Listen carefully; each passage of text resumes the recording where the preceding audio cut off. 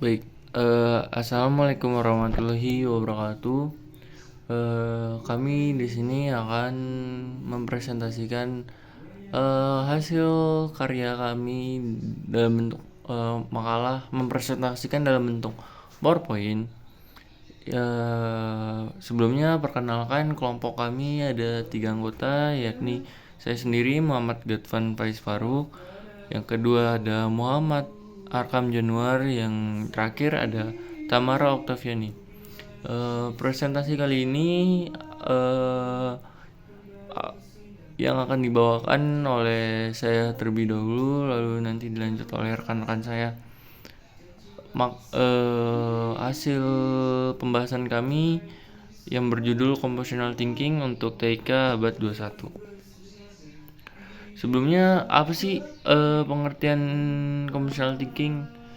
Nah, di sini saya akan membagi pembahasannya menjadi 3 bagian. Yang pertama pengertian compositional thinking, yang kedua hubungan compositional thinking dengan TIK, yang ketiga ada manfaat compositional thinking untuk pembelajaran IPS. Nah, pengertian compositional thinking itu sendiri adalah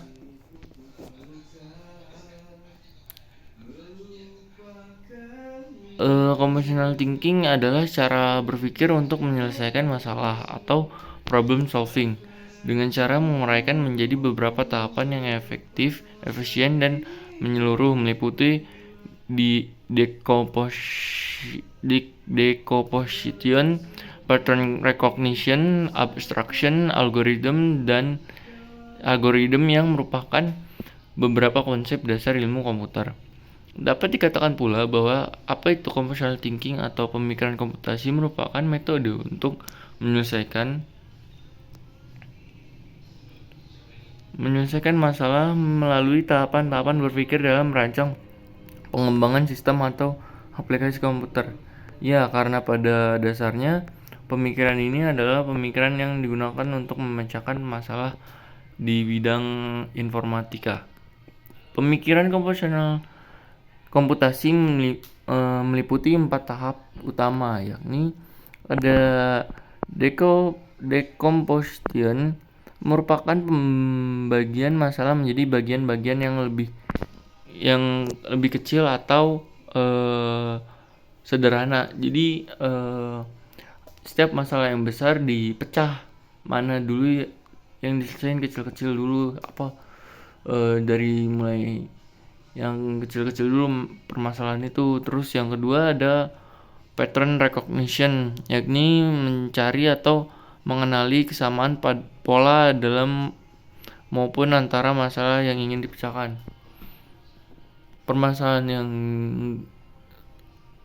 yang ada itu dilihat terlebih dahulu polanya, apakah sama seperti sebelumnya. Apabila sama polanya, itu bisa dengan penyelesaian yang sama pula, akan lebih mempersingkat waktu. Lalu yang ketiga ada abstraction, melibatkan permasalahan secara mendasar sehingga dapat melihat jangkauan luas yang lebih penting dan mengabaikan detail kecil yang sebetulnya kurang relevan. Jadi kalau misalkan permasalahan besar, cara berpikir compositional thinking itu mengabaikan hal-hal kecil yang sepele-sepele, nggak usah dianggap lah. Jadi permasalahan bisa mudah, lebih cepat diselesaikan. Lalu yang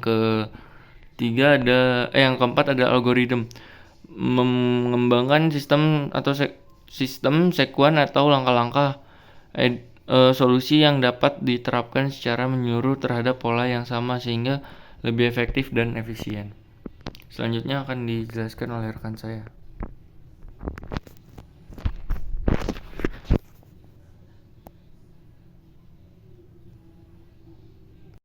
Baik, di sini saya akan menjelaskan tentang materi yang kedua, yaitu hubungan computational thinking dengan TIK. Computational thinking memiliki peranan penting dalam pengembangan aplikasi komputer, sehingga terdapat hubungan yang erat antara TIK dengan computational thinking. Computational thinking digunakan dalam mendukung berbagai pemecahan masalah di semua disiplin ilmu. termasuk diantaranya yaitu TIK atau informatika. Dengan menerapkan computational thinking dalam suatu proses pembelajaran, diharapkan siswa mulai dapat melihat hubungan antara pelajaran dan hubungan kehidupan luar maupun di dalam kelas. Di slide selanjutnya ada hubungan computational thinking dalam memecahkan masalah di bidang TIK. Yang pertama yaitu ada decomposition, yaitu kemampuan dalam memecah data, masalah, ataupun proses menjadi bagian-bagian yang kecil agar mudah dikelola. Contohnya memecah drive dalam sebuah komputer berdasarkan dengan komponen penyusunnya. Yang kedua yaitu ada pattern recognition, yaitu kemampuan dalam melihat persamaan atau perbedaan tren, pola, serta keteraturan dalam data yang akan digunakan pada penyajian data. Contohnya yaitu mengenali file dokumen.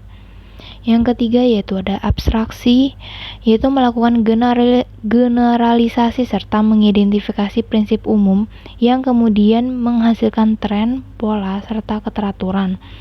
Contohnya yaitu menempatkan file system di folder Windows. Yang terakhir yaitu ada algoritma design, yaitu mengembangkan petunjuk mengenai pemecahan masalah yang sama secara step by step.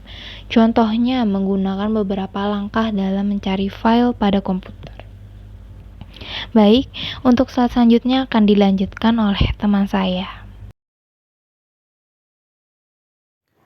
Baik, terima kasih kepada Mbak Tamara dan juga Mas Faiz. Slide selanjutnya, kita akan membahas mengenai manfaat computational thinking untuk pembelajaran IPS. Boleh digeser slide selanjutnya?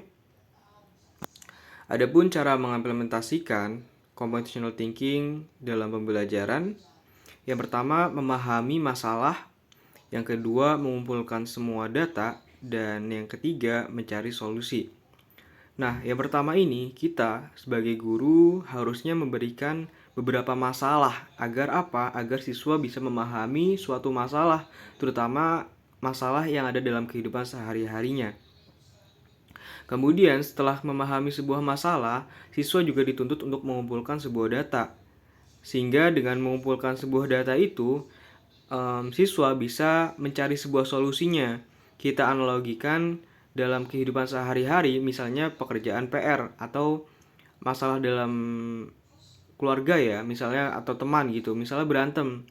Nah, masalah yang penyebab berantem itu apa?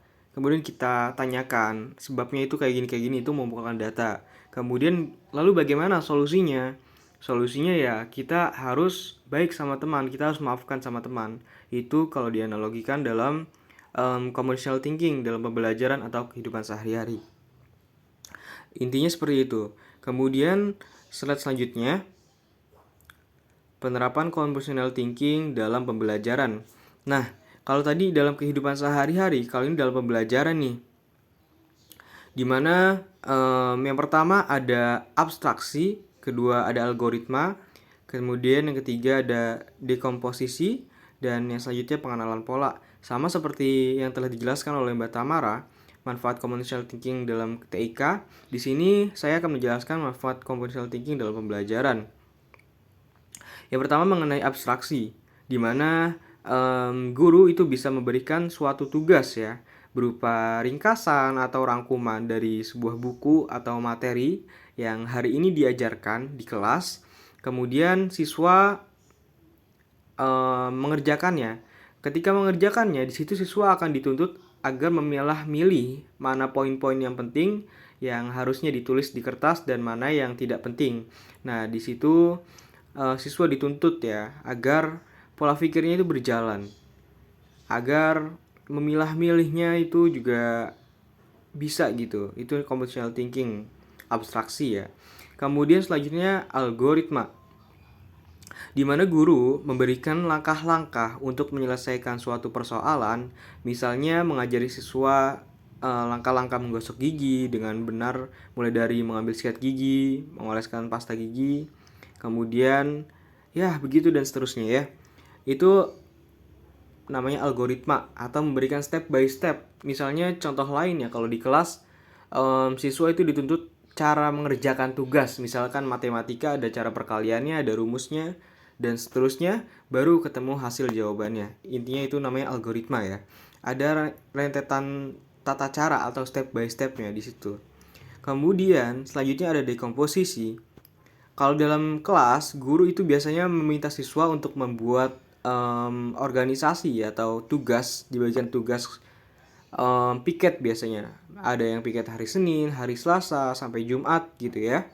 Nah, dengan begitu, maka siswa ini akan diberi tanggung jawab di dalam tugasnya itu agar melaksanakan piketnya setiap hari Senin, misalnya setiap hari Selasa begitu.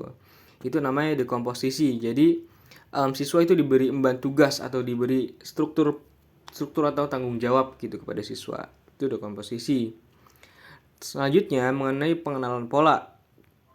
Pengenalan pola ini kalau di kelas biasanya siswa itu diminta untuk mengamati kejadian-kejadian yang mirip ya, atau yang hampir sama.